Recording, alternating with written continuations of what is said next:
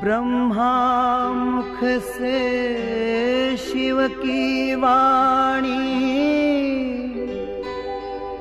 स्वर्ग धरा पर लाएगी। राजयोग सत्कर्म के द्वारा दुनिया नई बनाएगी। ब्रह्मा मुख से शिव की वाणी स्वर्ग धरा पर लाएगी। राजयोग सत्कर्म के द्वारा दुनिया नई बनाएगी। ब्रह्मा मुख से शिव की वाणी।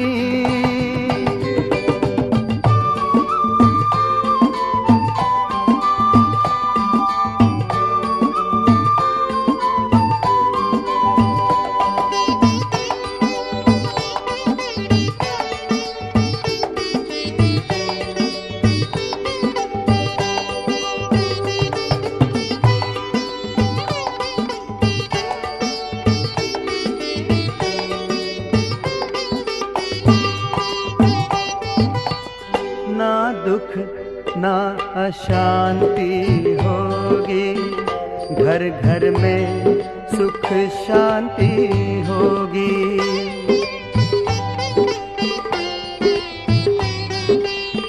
ना दुख ना अशांति होगी, घर घर में सुख शांति होगी। एक धर्म एक राज होगा, हर एक सर पर ताज होगा। एक धर्म एक राज होगा, हर एक सर पर ताज होगा। सूखी हुई डाली पर फिर से हरियाली छा जाएगी। राजयोग सत्कर्म के द्वारा दुनिया नई बनाएगी। ब्रह्मा मुख से शिव की वाणी।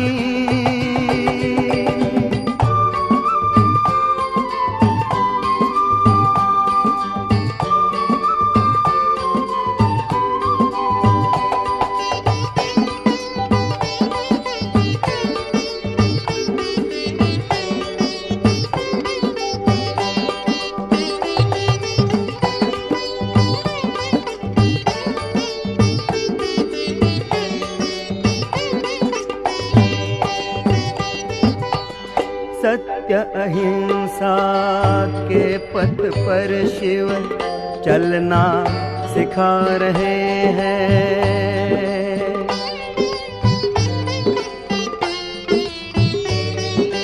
हो सत्य अहिंसा के पथ पर शिव चलना सिखा रहे हैं। त्याग तपस्या और सेवा करना सिखा रहे हैं। त्याग तपस्या और सेवा करना सिखा रहे हैं। बाबा तेरी दिव्य वाणी सच्चा पथ दर्शाएगी। राजयोग सत्कर्म के द्वारा दुनिया नई बनाएगी। ब्रह्मा मुख से शिव की वाणी स्वर्ग धरा पर लाएगी। राजयोग सत्कर्म के द्वारा दुनिया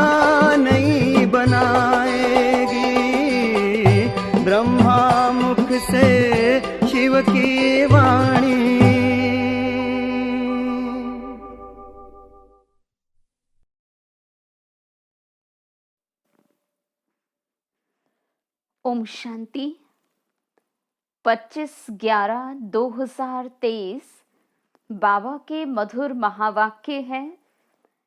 मीठे बच्चे, ज्ञान की बुलबुल बन सारा दिन ज्ञान की टिकलू टिकलू करते रहो तो लौकिक और पारलौकिक माता पिता का शो कर सकेंगे। प्रश्न, कहावत है अपनी घोट तो नशा चढ़े, इसका भावार्थ क्या है?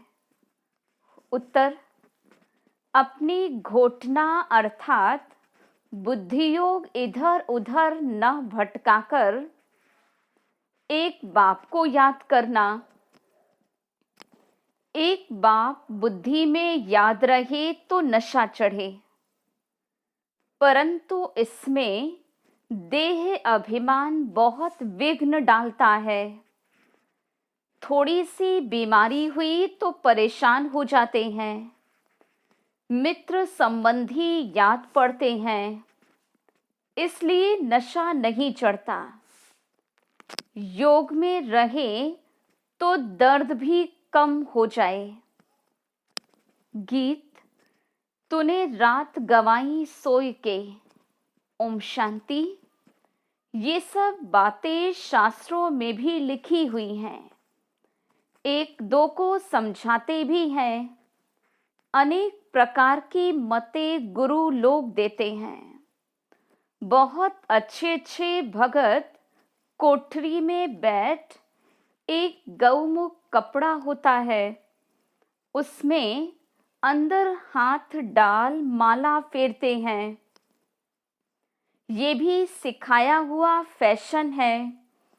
अब बाबा कहते हैं ये सब छोड़ो, आत्मा को तो सिमरण करना है बाप का, इसमें माला सिमरने की बात नहीं। सबसे अच्छा गीत है शिवाय नमः का, इसमें ही समझाया जाता है तुम मात पिता हो, भगवान को ही रचता बाप कहते हैं। अब रचता कहा जाता है तो क्या क्रिएट करते? जरूर ये तो सब समझते हैं नई दुनिया ही रचेंगे।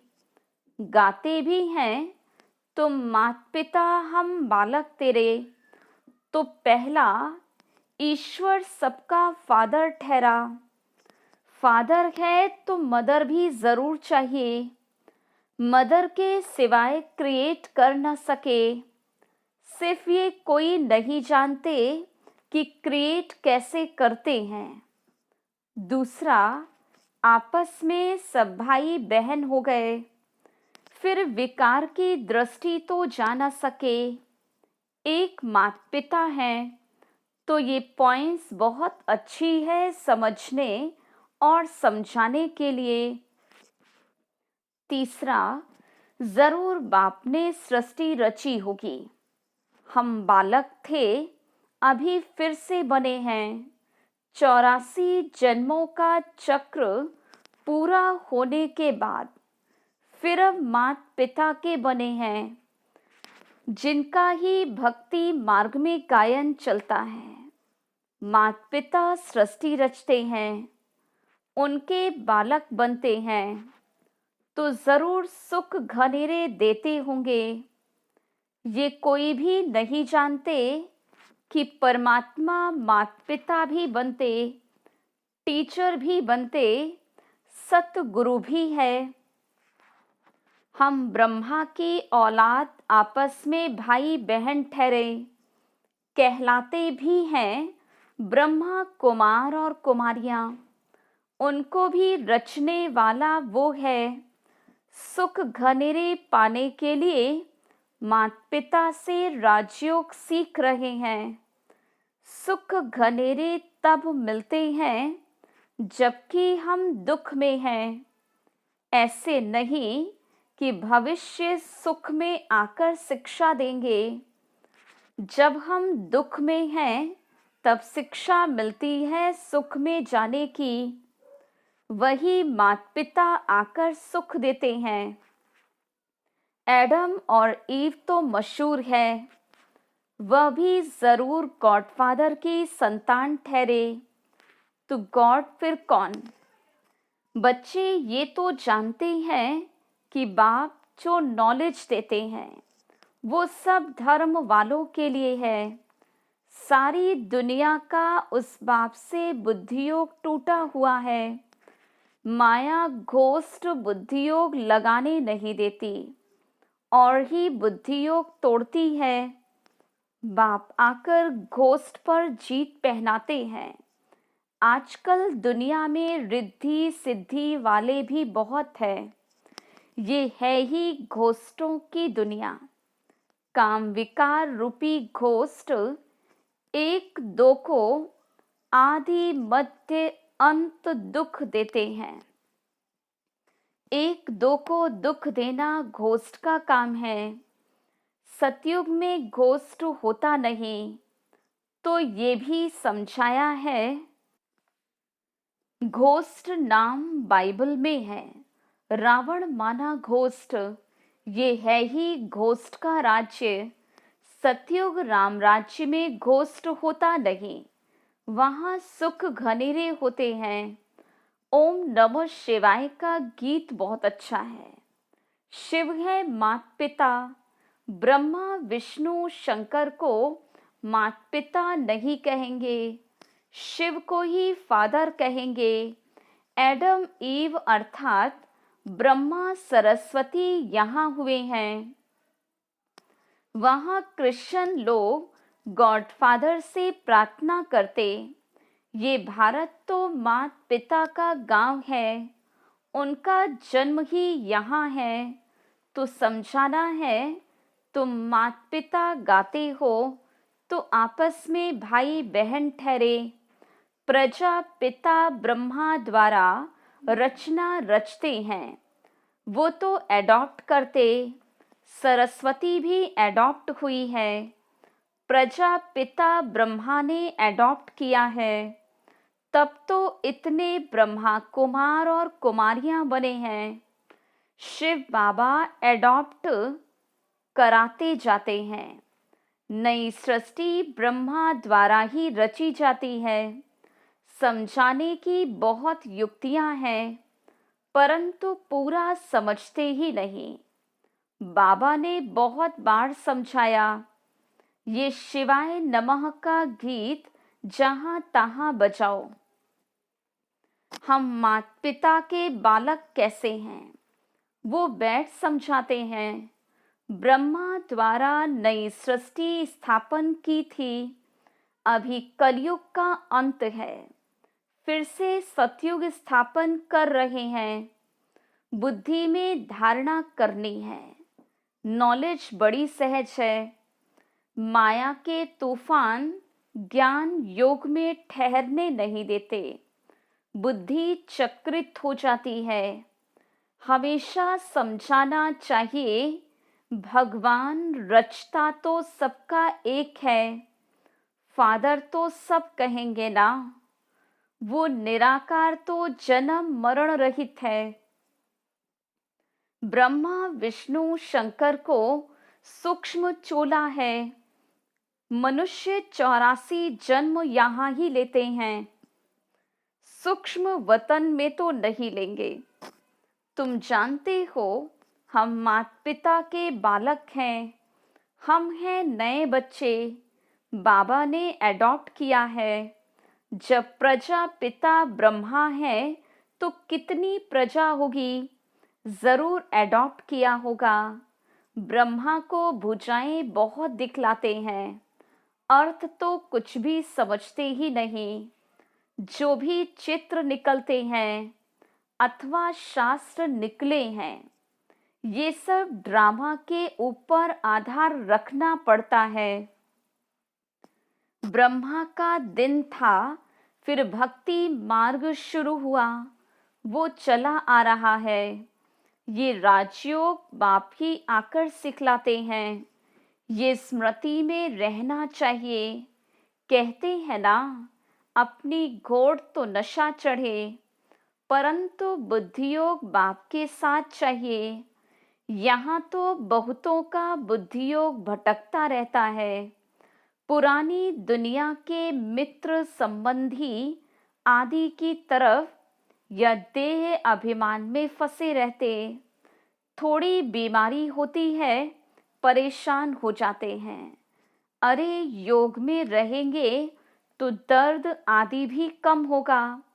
योग नहीं तो बीमारी आदि कैसे छूटे। ख्याल करना चाहिए माता पिता जो नंबर 1 पावन बनते हैं वही फिर सबसे जास्ती नीचे उतरते हैं। उनको तो बहुत भोगनी पड़े, परंतु योग में रहने के कारण बीमारी हटती जाती है।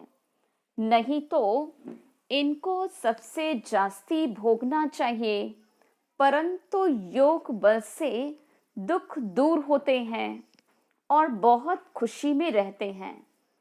बाबा से हम स्वर्ग के सुख घनेरे लेते हैं। बहुत बच्चे अपने को आत्मा समझते नहीं, सारा दिन देह का ही ध्यान है। बाबा आकर ज्ञान की टिकलू टिकलू सिखलाते हैं, तो तुम्हें ज्ञान की बुलबुल बनना है। बाहर में बहुत अच्छी छोटी छोटी बच्चियां हैं, ज्ञान की टिकलू टिकलू करती हैं। भीष्म पितामह आदि को भी कुमारियों के द्वारा ज्ञान दिया है। छोटे छोटे बच्चों को खड़ा करना है। छोटे बच्चे लौकिक पारलौकिक माता पिता का शो करते हैं। लोक परलोक सुहेला होता है, तो लौकिक माता पिता को भी उठाना है। ये भी तुम देखेंगे, छोटी छोटी बच्चियां माँ बाप को उठाएंगे। कुमारी का मान होता है, कुमारी को सब नमन करते। शिव शक्ति सेना में सब कुमारियां हैं। भल माताएं हैं, परंतु वह भी कहलाती तो कुमारी है ना। कुमारियां बड़ी अच्छी अच्छी निकलेंगी, छोटी छोटी बच्चियां ही बड़ा शो करेंगी। कोई कोई छोटी छोटी बच्चियां बहुत अच्छी हैं, परंतु कोई कोई में मोह भी बहुत है। ये मोह बड़ा खराब है, ये भी एक भूत है, बाप से बेमुख कर देता है। घोस्ट माया का धंधा ही है, परमपिता परमात्मा से बेमुख करना। ये ओम नमः शिवाय वाला गीत सबसे अच्छा है, इनसे ही अक्षर मिलते हैं। तुम माता पिता अक्सर करके राधे कृष्ण के मंदिर में जोड़ा ही दिखलाते हैं।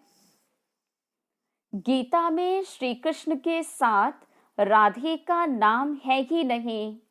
श्री कृष्ण की महिमा अलग है, सर्वगुण संपन्न, 16 कला संपूर्ण। शिव की महिमा अलग है। शिव की आरती पर कितनी महिमा गाते, अर्थ कुछ भी नहीं समझते। पूजा करते करते थक गए हैं। तुम जानते हो मम्मा बाबा और हम ब्राह्मण सबसे जास्ती पुजारी बने हैं। अभी फिर आकर के ब्राह्मण बने हैं, उसमें भी नंबरवार है। कर्म भोग भी होता है, उनको तो योग से मिटाना है। देह अभिमान को तोड़ना है। बाप को याद कर बहुत खुशी में रहना है। माता पिता से हमको बहुत सुख घनेरे मिलते हैं। ये ब्रह्मा कहेंगे ना, बाबा से हमें वर्षा मिलता है। बाबा ने हमारा रथ लोन में लिया है। अब बाबा तो इस रथ की खातिरी करेंगे। पहले तो समझाया था, मैं आत्मा इस रथ को खिलाता हूँ, ये भी रथ है ना। अब कहेंगे इनको वही खिलाने वाला है, इस रथ की संभाल करनी है। घोड़े पर साहिब लोग चढ़ते हैं तो घोड़े को हाथ से खिलाएंगे, कभी पीठ पर हाथ फेरेंगे, बहुत खातिरी करते, क्योंकि उन पर सवारी करते हैं। बाबा इस पर सवारी करते हैं तो क्या बाबा खातिरी नहीं करते होंगे? बाबा जब स्नान करते हैं तो समझते हैं हम भी स्नान करते हैं, बाबा को भी कराना है, क्योंकि उसने भी इस रथ का लोन लिया है। शिव बाबा कहते, मैं भी तुम्हारे शरीर को स्नान कराता हूँ, खिलाता हूँ, मैं नहीं खाता, शरीर को खिलाता हूँ। बाबा खिलाते हैं, खाते नहीं। ये सब किस्म किस्म के ख्यालात चलते, स्नान के समय, घूमने के समय, ये तो अनुभव की बात है। बाबा खुद ही कहते, बहुत जन्मों के अंत के जन्म में प्रवेश करता हूँ, ये अपने जन्मों को नहीं जानते, मैं जानता हूँ। तुम कहते हो बाबा फिर हमको ज्ञान दे रहे हैं, वर्षा लेना है स्वर्ग का। सतयुग में तो राजा प्रजा आदि सब हैं, पुरुषार्थ करना है बाबा से पूरा वर्षा लेने का। अब नहीं लेंगे तो कल्प कल्प मिस करते रहेंगे, इतना ऊंचा पद पा नहीं सकेंगे। जन्म जन्मांतर की बाजी है तो कितना श्रीमत पर चलना चाहिए। कल्प कल्प निमित्त बनेंगे, कल्प कल्प वर्षा लेते आए हैं। कल्प कल्प के लिए ये पढ़ाई है, इसमें बहुत ध्यान देना पड़ता है। 7 रोज लक्ष्य लेकर फिर मुरली तो घर में भी पढ़ सकते हैं, बिल्कुल सहज कर देते हैं। ड्रामा तो बुद्धि में रहना चाहिए, इसको वर्ल्ड यूनिवर्सिटी कहा जाता है। तो कहाँ भी अमेरिका आदि तरफ चले जाओ, बाबा से वर्षा ले सकते हो। सिर्फ 1 हफ्ता धारणा करके जाओ। भगवान के बच्चे हैं तो भाई बहन ठहरे ना। प्रजापिता ब्रह्मा है तो उनके सब बच्चे आपस में भाई बहन ठहरे। जरूर गृहस्थ व्यवहार में रहते, आपस में भाई बहन होकर रहेंगे तो पवित्र हो रह सकेंगे। बहुत सहज है। अच्छा, मीठे मीठे सिकिलधे बच्चों प्रति माता पिता बाप दादा का याद प्यार और गुड मॉर्निंग। रूहानी बाप की रूहानी बच्चों को नमस्ते। हम रूहानी बच्चों की रूहानी बाप दादा को याद प्यार, गुड मॉर्निंग और नमस्ते। हम रूहानी बच्चों की रूहानी बाप दादा को याद प्यार और नमस्ते। धारणा के लिए मुख्य सार है, पहली पॉइंट, स्वयं को माया घोस्ट से बचाने के लिए ज्ञान योग में तत्पर रहना है। मोह रूपी भूत का त्याग कर बाप का शो करना है। ज्ञान की टिकलू टिकलू करनी है। दूसरी पॉइंट, पढ़ाई पर पूरा ध्यान देकर बाबा से वर्षा लेना है। कल्प कल्प की इस बाजी को किसी भी हालत में गंवाना नहीं है। वरदान, समय प्रमाण रूप बसंत, अर्थात ज्ञानी व योगी तो आत्मा बनने वाले स्वशासक भव। जो स्वशासक हैं वो जिस समय चाहे रूप बन जाते और जिस समय चाहे बसंत बन जाए, दोनों स्थिति सेकंड में बना सकते हैं। ऐसे नहीं कि बनने चाहे रूप और याद आती रहे ज्ञान की बातें, सेकंड से भी कम टाइम में फुल स्टॉप लग जाए। पावरफुल ब्रेक का काम है, जहां लगाओ वहां लगे। इसके लिए प्रैक्टिस करो कि जिस समय जिस विधि से जहां मन बुद्धि को लगाना चाहे वहां लग जाए, ऐसी कंट्रोलिंग व रूलिंग पावर हो। स्लोगन: शांति दूत वह है जो तूफान मचाने वालों को भी शांति का तोहफा दे। मातेश्वरी जी के मधुर महावाक्य। मनुष्यात्माओं की परमात्मा से मांगने और प्राप्ति। तुम मात पिता हम बालक तेरे, तुम्हारी कृपा से सुख घनेरे। अब ये महिमा किसके लिए गाई हुई है? अवश्य परमात्मा के लिए गायन है, क्योंकि परमात्मा खुद मात पिता रूप में आए इस सृष्टि को अपार सुख देता है। जरूर परमात्मा ने कब सुख की सृष्टि बनाई है, तभी तो उनको मात पिता कहकर बुलाते हैं। परंतु मनुष्यों को ये पता ही नहीं कि सुख क्या चीज है। जब इस सृष्टि पर अपार सुख थे, तब सृष्टि पर शांति थी, परंतु अब वो सुख नहीं है। वो मनुष्य को ये चाहना उठती अवश्य है कि वो सुख हमें चाहिए। फिर कोई धन पदार्थ मांगते, कोई बच्चे मांगते, कोई तो फिर ऐसे भी मांगते कि हम पतिव्रता नारी बने, सदा सुहागन बने। चाहना तो सुख की ही रहती है। तो परमात्मा भी कोई समय उन्हों की आश अवश्य पूर्ण करेंगे। तो सतयुग के समय जब सृष्टि पर स्वर्ग है, तो वहां सदा सुख है। जहां स्त्री कभी विधवा नहीं बनती, तो वो आश सतयुग में पूर्ण होती, जहां अपार सुख है। बाकी तो इस समय है ही कलयुग। इस समय तो मनुष्य दुख ही दुख भोगते हैं। अच्छा, ओम शांति।